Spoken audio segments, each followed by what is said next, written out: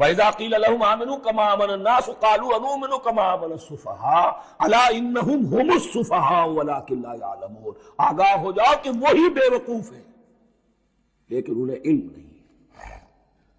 وہ صادق الایمان جو ایمان کی ہر تقاضے کو پورا کرنے کے لیے ہر وقت حاضر ہے، ان سے بڑا عقل مند کوئی نہیں، ان سے بڑا سمجھدار کوئی نہیں۔ انہوں نے یہ جان لیا ہے کہ اصل زندگی آخرت کی زندگی ہے، یہ نہیں ہے، یہ تو عارضی ہے، کل نہیں آج ختم ہو جائے، آج نہیں ابھی ختم ہو جائے، کیا فرق پڑے گا؟ جانا تو ہے، اب نہیں تو کل، کل نہیں تو پرسوں، جانا تو ہے۔ تو عقل تو ان کے اندر ہے۔ الا انہم ہم السفہاء ولکن لا یعلمون واذا لقوا الذین آمنوا قالوا آمنا، اور جب یہ ملتے ہیں ان سے جو اہل ایمان ہیں تو کہتے ہیں ہم بھی ایمان رکھتے ہیں۔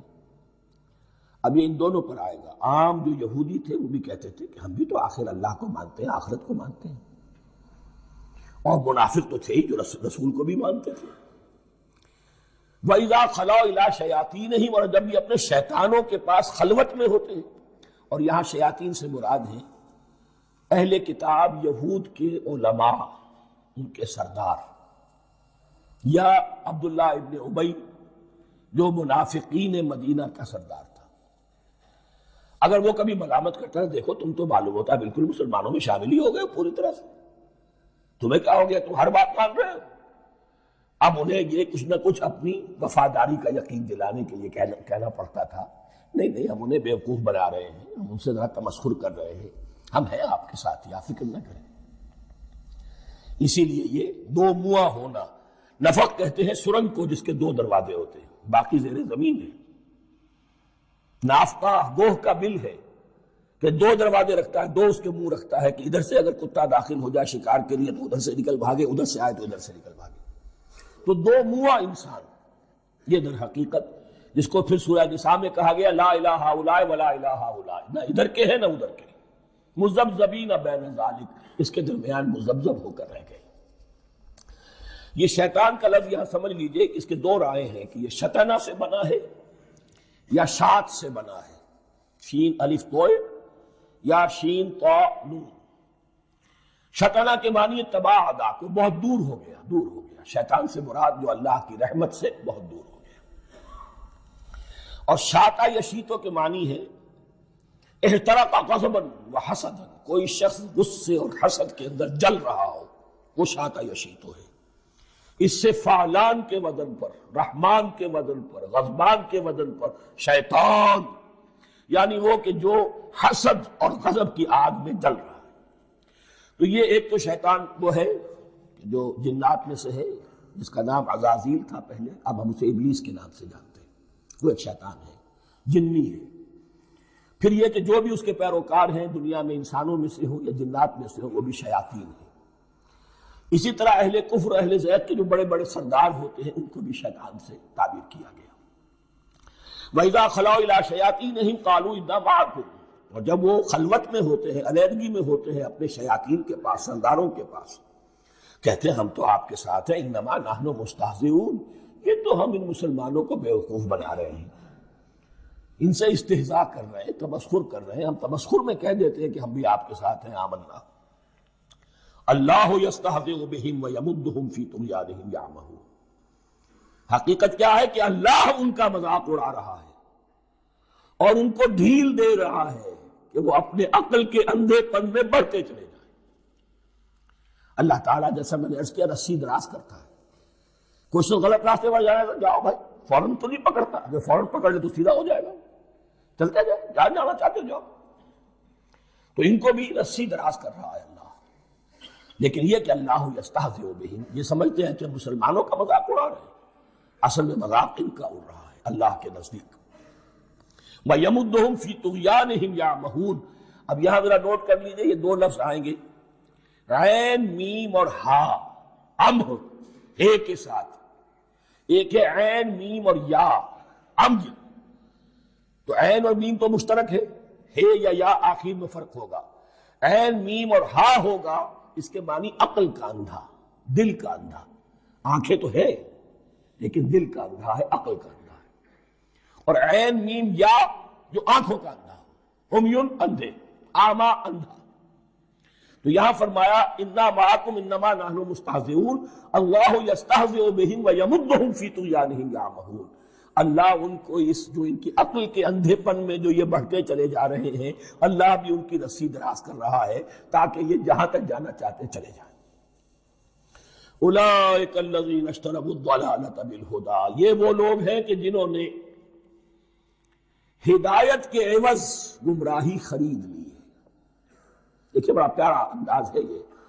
ایک شخص کے سامنے دونوں آپشنز تھے، ایک نے گمراہی کو چھوڑا، ہدایت لے لی، چاہے قیمت دینی پڑی، تکلیفیں اٹھانی پڑی، آزمائشوں میں سے گزرنا پڑا، قربانیاں دینی پڑی، ہدایت لی۔ اور ایک شخص نے ہدایت دے کر گمراہی لے لی۔ آسانی تو ہو گئی، فوری تکلیف سے تو بچ گئے، لا الہ الا ولا الہ الا، دونوں طرف سے اپنے آپ کو بچا لیا۔ لیکن حقیقت میں سب سے زیادہ گھاٹے کا سودا یہی ہے۔ اولئک الذین اشتروا الضلالۃ بالہدی، ہدایت دے کر اور ضلالت خرید لی، فما ربحت تجارتہم، تو ان کی تجارت ان کے حق میں ہرگز مفید نہیں ہوئی۔ اب یہاں بھی دیکھیے، را با اور ہے ہا، ربحا، اس کے معنی نفع، صحیح نفع، جائز نفع۔ را با اور وا، ربا، وہ سود، وہ بھی اضافہ ہے، وہ بھی بڑھوتری ہے، لیکن وہ حرام ہے۔ ایک ہے تجارت کے اندر جو نفع ہو جائے وہ رب ہے، را با اور ہا یہ نفع ہے جو جائز نفع ہے۔ را با اور وا، ربا، یہ کیا ہے؟ یہ سود ہے، یہ حرام ہے۔ را اور با مشترک ہے، آگے ہا، آگے اور با، اس کا فرق ہے۔ فما ربحت تجارتہم وما کانوا مہتدین، ان کی تجارت ان کے حق میں ہرگز مفید نہیں ہوئی اور نہیں ہے اب یہ ہدایت پانے والے۔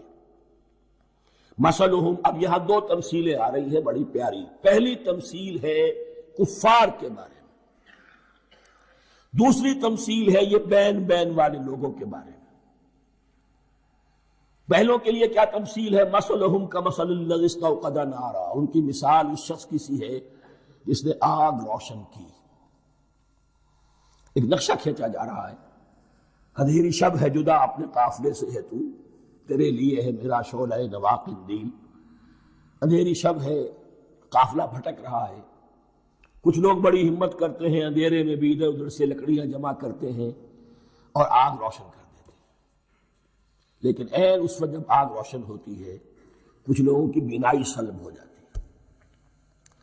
پہلے وہ اندھیرے میں اس لیے تھے کہ روشنی نہیں تھی، اب وہ اندھیرے کے اندھیرے میں رہ گئے کہ روشنی تو خارج میں آ گئی، اپنی اندر کی روشنی گل ہو گئی، بصارت سلب ہو گئی۔ یہ مثال ہے ان کفار کی کہ حضور کی آمد سے پہلے سب بھٹک رہے تھے، کوئی حقیقت واضح نہیں تھی، قافلہ انسانیت بھٹک رہا تھا اندھیری شب میں۔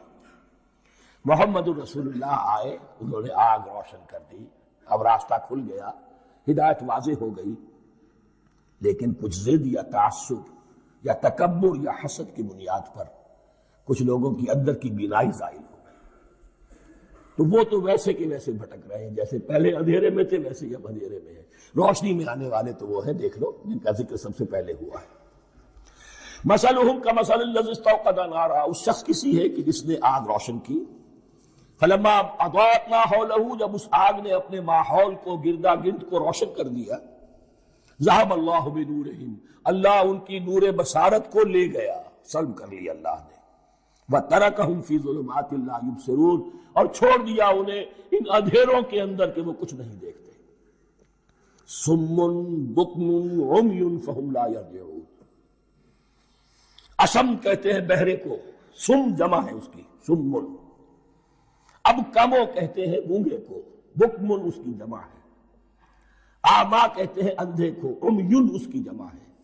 یہ بہرے ہیں، گونگے ہیں، اندھے ہیں، فہم لا یرجعون، اب یہ لوٹنے والے نہیں۔ یہ کون ہے؟ ابو جہل ہے، ابو لہب ہے، ولید بن مغیرہ ہے، عقبہ ابن ابی معیط ہے۔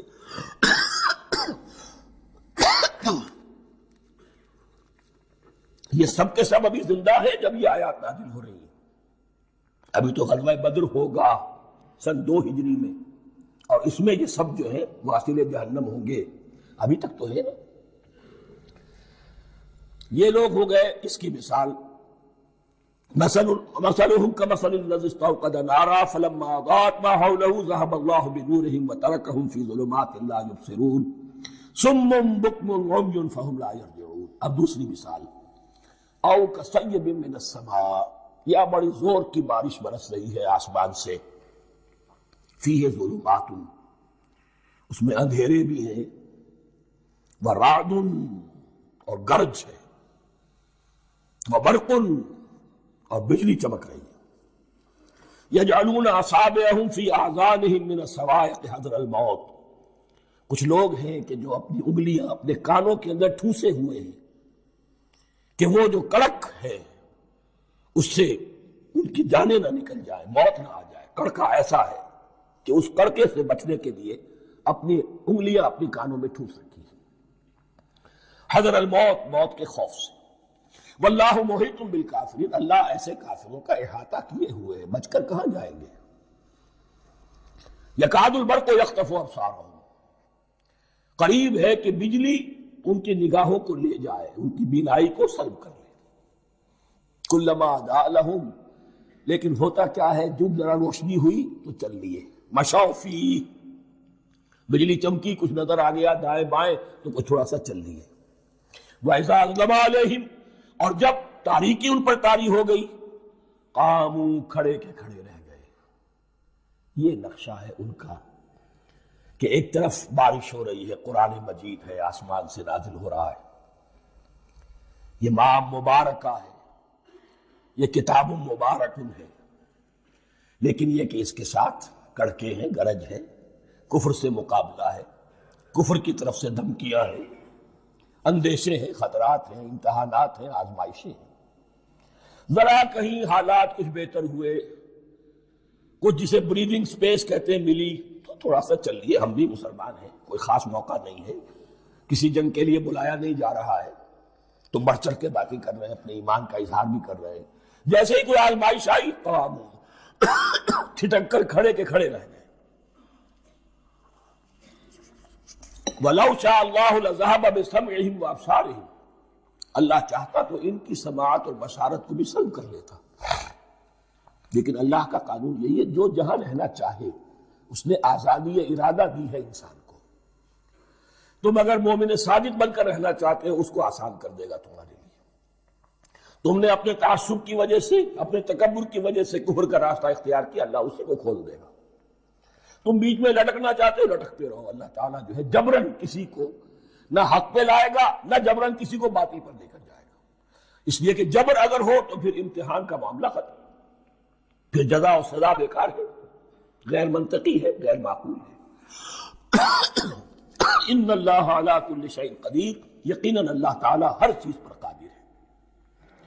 یہ 2 رکوع اس اعتبار سے کہ انسانی شخصیتوں کا سمجھنا،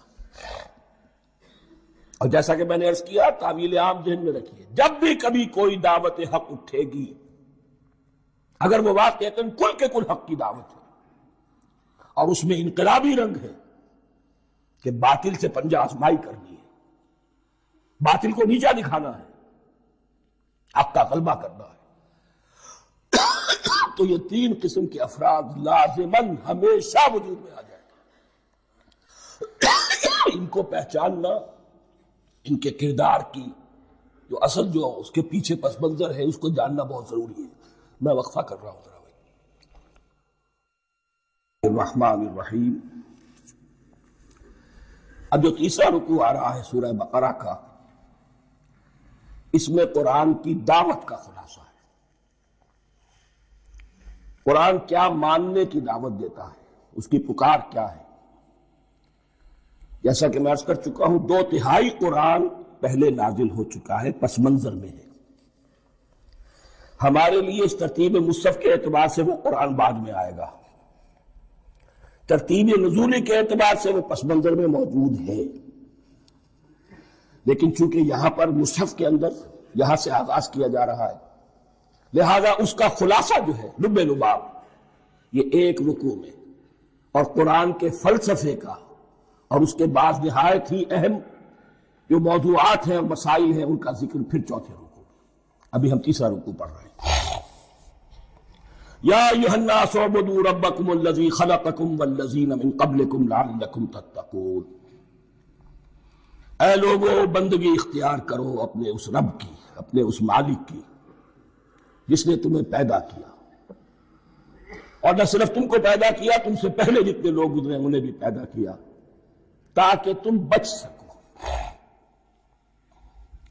یہ قرآن کی دعوت کا خلاصہ ہے، اور یہ نوٹ کر لیجئے یہ تمام انبیاء اور رسل کی دعوت یہی تھی۔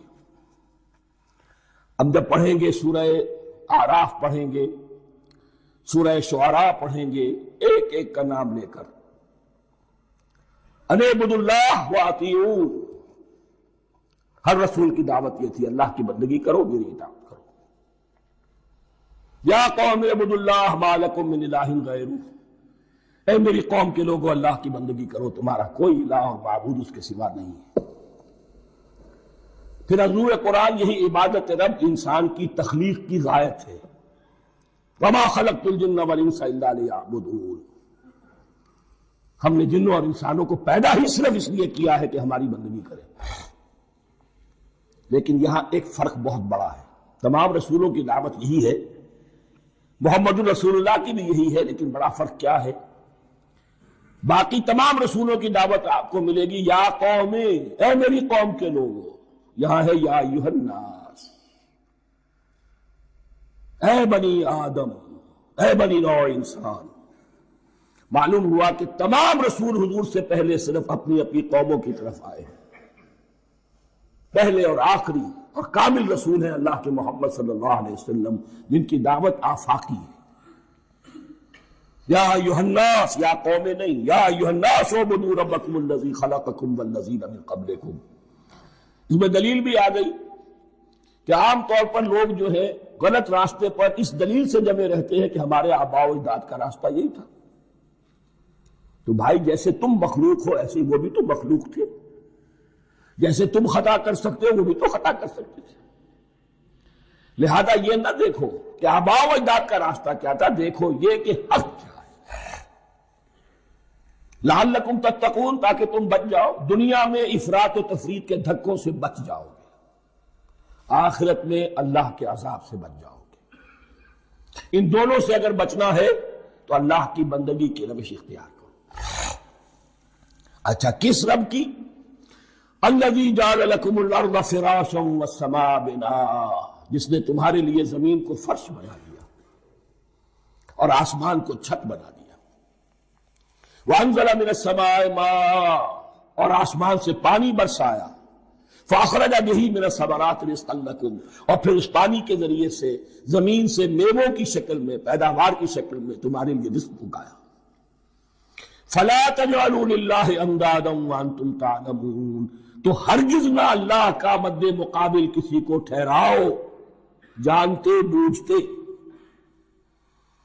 وانتم تعلمون کا ایک مطلب یہ بھی ہے کہ تم بھی مانتے ہو کہ اس کائنات کا خالق اللہ کے سوا کوئی نہیں۔ اہل عرب بھی مانتے تھے، جو ان کے دیوی دیوتا تھے وہ سمجھتے تھے کہ یہ اللہ کے اوتار ہیں، یا اللہ کے ہاں بہت یہ پسندیدہ ہیں، اللہ کے محبوب ہیں، اس کے اولیاء ہیں، اس کی بیٹیاں ہیں، لہذا یہ شفاعت کریں گے تو ہمارا بیڑا پار ہو جائے گا۔ ورنہ خالق وہ مانتے تھے اللہ ایک ہی ہے۔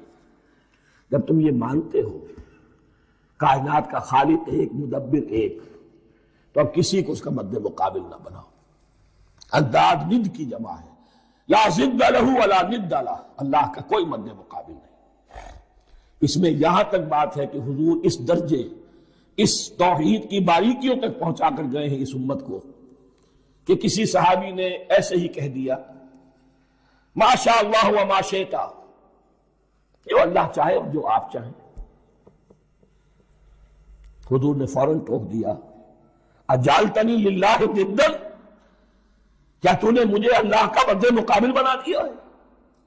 اس کائنات میں مشیت صرف ایک کی چلتی ہے، کسی اور کی مشیت اس کی مشیت کے تابع پوری ہو جائے ہو جائے، لیکن مشیت مطلقہ صرف اس کی ہے۔ یہاں تک کہ حضور سے فرمایا گیا کہ اے نبی آپ کے لیے یہ ممکن نہیں ہے جسے چاہے ہدایت دے دے، انک لا تہدی من احببت ولکن اللہ یہدی من یشاء، اگر یہ اختیار میں ہوتا تو ابو طالب دنیا سے بغیر ایمان لائے نہ جاتے۔ فلا تجعلوا للہ اندادا وانتم تعلمون۔ اب ان دو آیتوں میں تو یوں سمجھیے توحید نظری بھی اور توحید عملی بھی۔ توحید عملی کیا ہے؟ بندگی صرف اسی کی۔ اب آیا ہے رسالت کا معاملہ۔ وَإِن كُنتُمْ فِي رَيْبٍ مِّمَّا نَزَّلْنَا عَلَىٰ عَبْدِنَا، اگر تمہیں رسالت محمدی پر شک ہے صلی اللہ علیہ وسلم، اس کے کیا معنی ہے؟ کہ تمہیں اس قرآن کے بارے میں شک ہے جو ہم نے اپنے بندے پر نازل کیا ہے۔ اگر ہے شک فی الواقع، وَإِن كُنتُمْ فِي رَيْبٍ، اگر تمہیں واقعتاً شک ہے مما نزلنا علی عبدنا، اس پر جو ہم نے اپنے بندے پر نازل فرمایا ہے، فاتوا بسورۃ من مثلہ، تو لے آؤ اس جیسی ایک ہی صورت۔ یہ ہم کل پوری تفصیل سے دیکھ چکے ہیں کہ برسبیل تنزل یہاں پہنچے ہیں۔ پہلے دو آیتیں میں نے آپ کو سنائی تھی جس میں پورے قرآن کی مثال لانے کا چیلنج کیا گیا، پھر ایک آیت سنائی جس میں 10 صورتیں ہی لے آؤ، اب آخری درجے میں ایک صورت ہی بنا لا، اور ایک صورت تو سورۃ العصر کے مساوی بھی ہو سکتی تھی، سورۃ الکوثر کے مساوی بھی ہو سکتی تھی۔ وَادْعُوا شُهَدَاءَكُم مِّن دُونِ اللَّهِ إِن كُنتُمْ صَادِقِينَ، اور بلا لو اپنے سارے مددگاروں کو اللہ کے سوا، جن ہو انس ہو۔ اس لیے کہ قریش کا خیال یہ تھا کہ جو شعراء ہوتے ہیں ان کے پاس جن ہوتے ہیں، وہ جن انہیں سکھاتے ہیں، ورنہ عام آدمی تو یہ شعر نہیں کہہ سکتا۔ تو تمہارا اگر کوئی گمان ہے کوئی جنات سکھانے والے ہیں، کوئی انسان ہے، خطیب ہے، شعراء ہے، ادیب، سب کو جمع کر۔ ان کنتم صادقین، اب یہ ہے بہت ہی، جس کو میں نے کل کہا تھا آپ کو یاد ہوگا، قرآن کا انداز کیا ہوتا ہے کہ وہ اپنے اندر جھانکنے کی دعوت دیتا ہے۔ یہ گویا کہ آنکھوں میں آنکھیں ڈال کر یہ کہا جا رہا ہے کہ حقیقت میں تمہیں کوئی شک نہیں ہے، یہ تم بات بنا رہے ہو صرف، اگر واقعتاً شک ہے تو آؤ میدان۔ حقیقت یہ ہے کہ تمہیں شک نہیں ہے، اگر تم سچے ہو فاتوا بسورۃ من مثلہ، تو اس جیسی ایک ہی صورت بنا لاؤ۔ فَإِن لَمْ تَفْعَلُوا، اب ذرا انداز دیکھیے تحدی کا اور چیلنج کا، پھر اگر تم یہ نہ کر پاؤ وَلَن تَفْعَلُوا، اور ہرگز نہیں کر سکو گے، یہ چیلنج کون دے سکتا ہے؟ اللہ کے سوا کوئی نہیں دے سکتا۔ یہ انداز کسی کتاب کا نہیں ہے، ذَلِكَ الْكِتَابُ لَا رَيْبَ فِيهِ، یہ کسی کا نہیں ہے۔ فَإِن لَمْ تَفْعَلُوا وَلَن تَفْعَلُوا، پھر اگر تم نہ کر پاؤ اور تم ہرگز نہیں کر پاؤ گے، فَاتَّقُوا النَّارَ الَّتِي وَقُودُهَا النَّاسُ وَالْحِجَارَةُ، تو ڈرو اس آگ سے جس کا ایندھن بنے گے انسان اور پتھر۔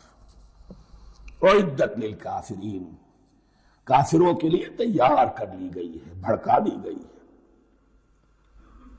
پتھروں کا ذکر خاص طور پر کیوں ہے؟ دو اس کے امکانات ہیں۔ آپ کو معلوم ہے کہ وہ جو پتھر کا کوئلہ ہوتا ہے اس کی آگ بڑی سخت ہوتی تھی، عام جو ہمارا یہ لکڑی کا کوئلہ ہوتا ہے اس کے مقابلے، اور دوسرے یہ بھی کہ چونکہ انہوں نے جو معبود تراش رکھتے تھے وہ پتھر کے ہوتے تھے، تمہارے ساتھ ہی تمہارے ان معبودوں کو بھی جھونکا جائے گا، وہ بھی جلیں گے، تاکہ تمہاری حسرت کے اندر اضافہ ہو۔ ان سے ہم دعائیں مانگا کرتے تھے، ان کے سامنے ماتھے ٹیکتے تھے، ان کے سامنے ڈنڈوت کرتے تھے، ان کو چڑھاوے چڑھاتے تھے۔ اب یہاں گویا کہ ایمان باللہ توحید، ایمان بالرسالت اور ایمان بالآخرت، فاتقوا النار التي وقودها الناس والحجارة اعدت للكافرين وبشر الذين آمنوا وعملوا الصالحات، اور بشارت دے دیجئے اے نبی ان لوگوں کو کہ جو ایمان لائے اور جنہوں نے نیک عمل کیے، ان لهم جنات تجری من تحتها الانہار، کہ ان کے لیے وہ باغات ہیں کہ جن کے دامن میں ندیاں بہتی ہوں گی۔ لفظی ترجمہ ہوگا جن کے نیچے ندیاں بہتی ہوں گی۔ مراد اس سے کیا ہے؟ عام فطری باغ وہ ہوتے تھے کہ جس میں ذرا اونچائی پر جو ہے درخت لگے ہوئے ہیں اور دامن میں ندی بہ رہی ہے، تو اس سے خود بخود جو ہے اریگیشن، نیچرل اریگیشن ہو رہی ہے، درختوں کے جڑوں تک پانی پہنچ رہا ہے۔ بارہ ترجمہ آپ لفظی کریں، ان کے نیچے ندیاں بہتی ہوں گی، یا یہ کہ جن کے دامن میں ندیاں بہتی ہوں گی۔ کلما رزقوا منها من ثمرۃ